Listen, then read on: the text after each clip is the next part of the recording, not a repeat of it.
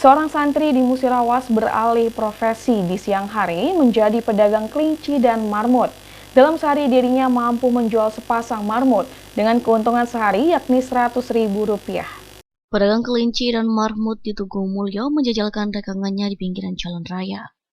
Dengan bermodalkan kandang kelinci 3 buah yang berisikan 10 jenis kelinci lokal dan marmut. Dijual dengan harga bervariasi, yakni dimulai dari harga Rp40.000 dan Rp70.000 sepasang marmut.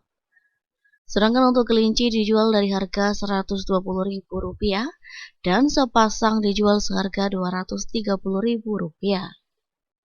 Jenis kelinci yang dijualnya yakni jenis kelinci jantan dan kelinci betina.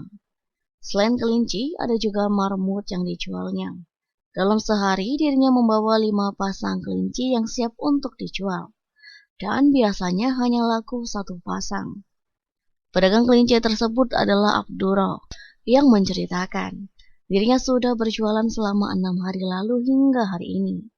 Dalam sehari, dirinya hanya berpenghasilan Rp100.000. Dan selama 6 hari pula sudah meraih omset Rp600.000. Kembali ia menambahkan, dirinya mulai berjualan sejak pukul 10 pagi.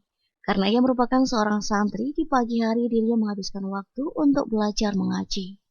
Kemudian dilanjutkan dengan berjualan di siang hari. Banyak pokoknya Pak, hari ini aja yang belum. Biasanya sehari itu 2 pasang marmutnya kan. Satu hari? Iya, 1 hari sekitar segitu lah.